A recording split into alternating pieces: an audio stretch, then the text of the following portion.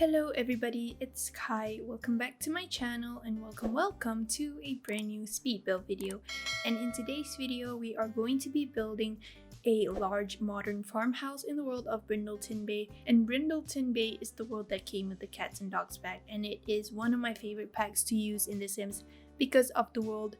The world of Brindleton Bay is really beautiful, especially in the autumn time.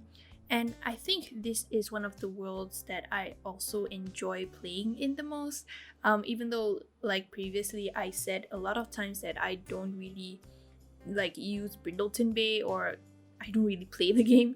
But I guess when I play the game, I mean, it is one of my favorite worlds to play in. And I really like the vibe of Brindleton Bay. It is very peaceful and calm.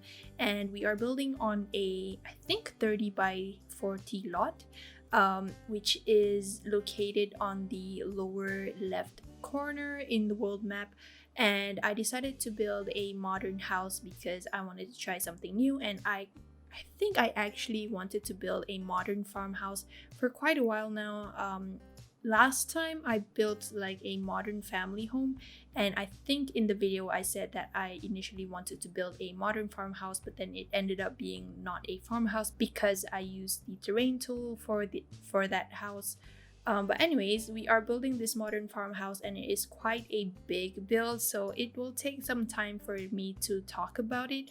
And it is also a very long video in my opinion, about 20 minutes long, and usually my videos are like only 10 to 15 minutes long. And forgive me if I sound raspy later because I usually get tired easily whenever it comes to doing voiceovers for very long videos such as this one. But this house ends up having, I think, 4 bedrooms in total at the top floor, and on the ground floor there are no bedrooms at all. I think there are 2 bathrooms in total, and one of them is in the bottom floor, and the bottom floor's bathroom is also a full bathroom like the top floor. But the structure for me was quite challenging, I would say, because I kind of knew what I wanted to build in terms of the design and stuff because I referred to Pinterest for this. But at the same time, I tried to not refer to Pinterest. It's like a 50-50 situation. For example, for the front part of the house, a lot of it is inspired by Pinterest, and also at the back part, you can see that I added in that modern extension, which I saw a lot of posts on Pinterest. They have that, but I tried not to copy it 100%. So I just tried to make some minor changes to the floor plan, and the floor plan also took me quite a while, but in the end I think most of it came together pretty quick, and it was quite an easy task for me to do. But anyways, I decided to extend this top floor over here because there wasn't a lot of space for me to furnish when I did the floor plan. So I just decided to add in this extension, which is kind of modern, but I initially didn't want to do that. So yeah, I guess I didn't have a choice because the top floor was too crowded if I left that extension part out. But I really like the outcome of the build, and I really hope you guys will like it too. If you do want to download this house, it is already up in the gallery under my ID, which is simmerkhai as usual. And I really hope that you like this build because I definitely enjoyed building this build, and I got to play around with a lot of concepts, and I also blended in modern and also traditional concepts in this build because I think, in my opinion, a farmhouse is supposed to be more towards the traditional side when it comes to furnishing the interior, but I think for a modern farmhouse it is different in a way because the exterior is quite a mixture of modern and traditional elements, but on the inside I'm not so sure because I didn't refer to Pinterest for this, but I assume that the inside is more suburban than it is traditional, so I decided to use those elements in my build over here. And yeah, I really like the outcome. But as for the house itself, it also has a pool, which I never really do in my builds because I don't think pools are necessary when it comes to do family homes. But I decided to include a family pool, or a large pool indeed, for this build because I wanted to make it a modern theme. So I decided that a pool should be very modern for a traditional house. But I really like the outcome of the back part of the house because I managed to include this like area which is shaded and it really looks modern. But do let me know what you guys think in the comments, of course, if you like this build or not. But the exterior also took me quite some time to figure out like where to put what things. For the landscaping, it was quite easy because there isn't a lot of landscaping in my opinion. It's only at the front part of the house, and at the back part the landscaping is also kept to a minimal amount. But I think I managed to pull it off really well for the landscaping as well. But we are moving on into the interior right now, and for the entryway, it is quite a big entryway in my opinion, and there was a lot of space for me to furnish, so I ended up throughout this whole build adding the same bookshelves all over again. But this area over here is going to be the kitchen, and the kitchen is very, very spacious. I think it is my first time doing a spacious kitchen like this. Usually for spacious kitchens, I don't really make them as spacious as like a living room or something. I usually like prioritize living rooms when it comes to space, and I always make sure that the living rooms that I do are more spacious than the kitchens of the build. But for this build, I decided to twist things around and just, you know, do the opposite. I made the kitchen very spacious, but for the living room, it is like under a glass window section of the build, so the living room is quite exposed to the sun when you play it in like afternoon or something, but I think it really looks nice in the end. But the kitchen I had a lot of fun with because I got to put in a lot of clutter that is very, very colorful, and I tried to incorporate very family oriented clutter in the kitchen, and so I decided to use the counters from the Parenthood pack. And actually for this build, it was actually requested by one of you, and it had to be a limited pack build. And the packs that were requested by the user, I'm not so sure what their username is, but in one of my YouTube comments, they commented that they requested for me to build a farm build, but then I wasn't sure like farm build what they meant with that. So I asked them like, what do you mean with farm build? Is it like a modern farmhouse or like a proper farm with crops and stuff? But unfortunately they didn't reply to my reply, so I just assumed that it is a modern farmhouse. So this one is actually a request by one of you, and the packs that she requested are the Cats and Dogs pack, Seasons pack, Parenthood pack, and also the kids room stuff, I believe. Yes, those three. And it is also rare for me to do a limited pack build, and so I decided to try it out, and I had a lot of fun doing it because it is quite challenging, but at the same time I found myself like using a lot of stuff that I don't really use whenever it comes to furnishing. And I guess the limited pack challenge is quite a good challenge because I get to explore more of the debug menu for each pack, and yeah, just apply it throughout the whole build. But anyways, over here is going to be the full bathroom of the ground floor, but the house doesn't have a room on the ground floor, and I intended to make one when I was furnishing like the one of the areas, but then I didn't end up doing so because I just didn't want to. But yeah, if you want to like include a full bedroom or a guest bedroom on the ground floor of the build, feel free to do so, but you have to change the floor plan, of course, obviously. But over here is going to be the living room, where it is in this glassy area, and basically the walls and the roofs are also made of glass, and I referred to Pinterest for this, of course, and I saw that a lot of modern farmhouses had this glass extension, so I decided to imply it in this build. I really like the living room because it looks quite suburban. It doesn't look too modern in my opinion, but I tried to add in a lot of like cozy elements to make it like a proper family home, and so I decided to use the couches from the Parenthood pack, I believe, which are blue in color, and I really like the couches that came with it. It really looks nice. It doesn't look too modern in my opinion, but it is more than traditional. And it also looks cozy because of the fluff pillows over there. But I also use a lot of stuff from the base game for this build because I wanted to make sure that I included a lot of different items rather than like focusing on only those 3 packs. I decided to incorporate a lot of like base game elements into this build as well. But yeah, I really hope you guys will like it, and yeah, that's basically it, I think.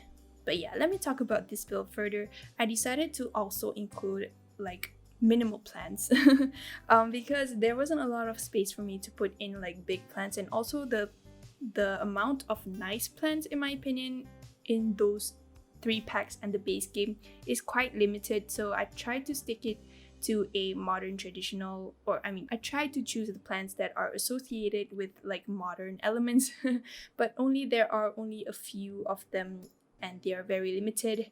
So I decided to just use like minimal amount of plants in this build. But over here is going to be the dining room, and the dining room is also a part of a glassy area for the build, and I decided to use the table from the seasons pack, which I really like but I don't really use for a lot of my builds. So I decided to use that, and it very looks cozy to me because the structure of the table looks very like family oriented, and it also made of glass, so like it's very nice in my opinion.